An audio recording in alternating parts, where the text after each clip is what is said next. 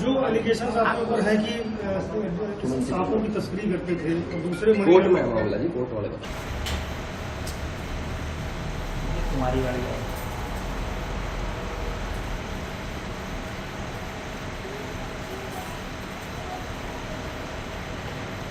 ये इनकी गाड़ी नहीं थी दोनों।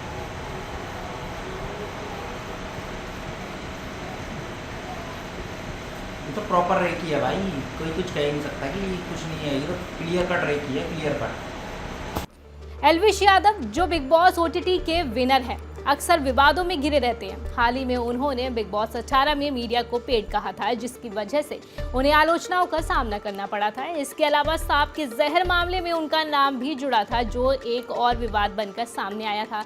इन घटनाओं ने उनके खिलाफ गलत छवि बनाई।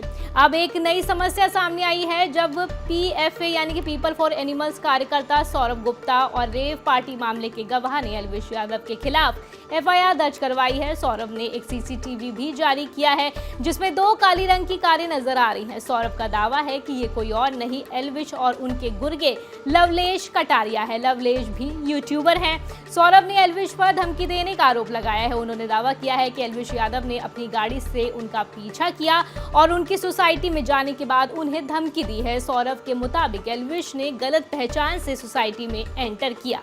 सौरभ के अनुसार एल्विश ने कहा है कि वो किसी सड़क दुर्घटना में उनकी मौत और उनके भाई की हत्या कर सकते हैं। इसके अलावा एल्विश और उनके सपोर्टर्स ने सौरभ और उनके परिवार के बारे में फर्जी खबरें फैलाने का भी आरोप लगाया है। सौरभ ने बताया कि कुछ वायरल वीडियो में उन्हें और उनके भाई गौरव गुप्ता को एल्विश के खिलाफ साजिश करते हुए दिखाया गया है, जिससे उनके जीवन में मुश्किलें आ रही हैं। देखिए, ये नोएडा स्नेक वेनम केस दर्ज होने के बाद से लगातार हम लोगों को थ्रेट मिल रही थी, जिसकी कई बार सूचना हमने पुलिस को भी दी, लेकिन गाजियाबाद पुलिस ने इस पूरे मामले में मुकदमा दर्ज नहीं किया। उनका कहना था कि नोएडा में ऑलरेडी केस रजिस्टर्ड है, तो नोएडा पुलिस ही इस मामले में मुकदमा दर्ज करेगी।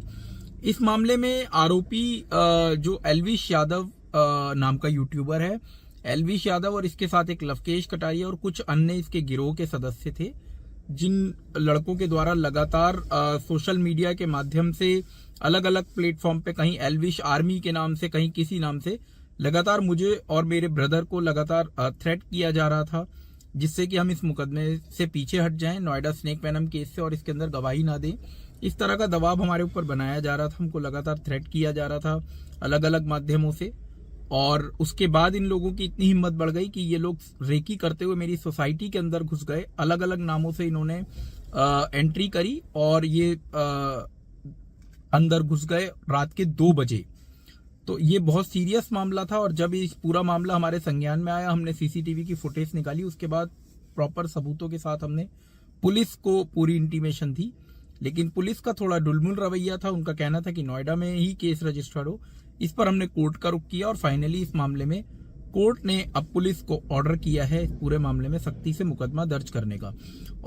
सौरभ गुप्ता को इस पूरे मामले के बाद सोशल मीडिया पर भी भारी परेशानियां उठानी पड़ी। उन्हें अपना फेसबुक अकाउंट भी डीएक्टिवेट करना पड़ा। गौरव गुप्ता जो सौरभ के भाई हैं, उन्होंने नवंबर 2023 में नोएडा में एक रेव पार्टी के दौरान सांप के जहर मामले में एल्विश यादव के खिलाफ शिकायत दर्ज करवाई थी। इस मामले में सौरभ गवाह हैं। सौरभ ने अपनी शिकायत में एल्विश द्वारा शेयर की गई एक वीडियो को भी मेंशन किया, जिसमें वो कथित तौर पर सौरभ का अपहरण करने और जान से मारने की धमकी दे रहे थे। इस वीडियो के चलते मामला और भी गंभीर हो गया है। पूरे मामले में पहले नोएडा स्नेक वेनम केस के अंदर नोएडा में केस रजिस्टर्ड होता है, उसके बाद गुड़गांव में मेरी पिटीशन पर केस रजिस्टर्ड होता है, तीसरा मुकदमा इन पे मोहाली में दर्ज होता है सांपों की तस्करी का, और चौथा मुकदमा इनके ऊपर ईडी दर्ज करती है। और इन सभी चारों मुकदमों में मैं और मेरे ब्रदर गौरव गुप्ता हम लोग विटनेस हैं।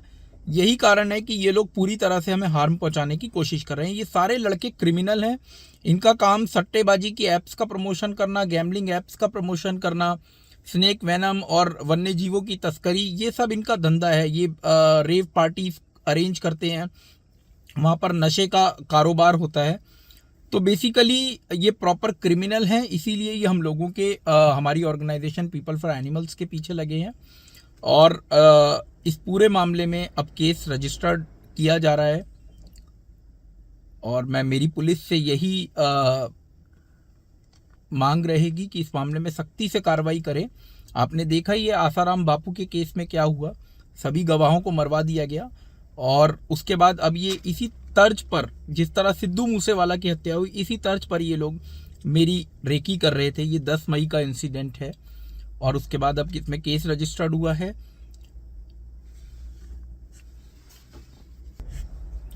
और देखिए, इस पूरे मामले में अब हमारी सुरक्षा भी बढ़ा दी गई थी नोएडा के डिस्ट्रिक्ट जज के आदेश के बाद।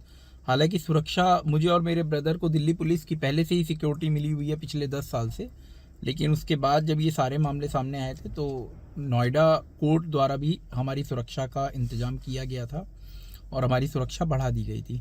तो फिलहाल मेरा यही कहना है गाज़ियाबाद पुलिस के अधिकारियों से कि इस पूरे मामले में सख्ती से कार्रवाई करें, जिस तरह नोएडा पुलिस ने कार्रवाई करी, और इन लोगों को चिन्हित करके इन सब के खिलाफ सख्ती से कार्रवाई हो।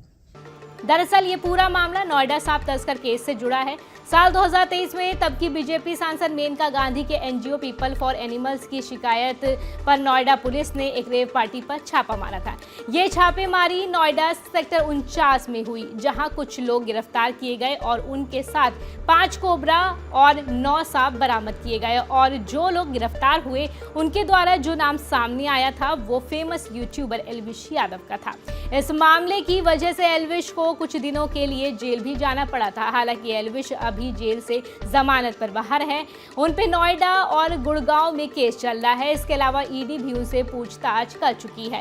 इन सब के पीछे सौरभ गुप्ता मेन गवाह हैं। इस मामले में एल्विश की ओर से अभी तक कोई भी प्रतिक्रिया सामने नहीं आई है। एल्विश की ओर से दी गई पहली प्रतिक्रिया के मुताबिक उन्हें फंसाया जा रहा था।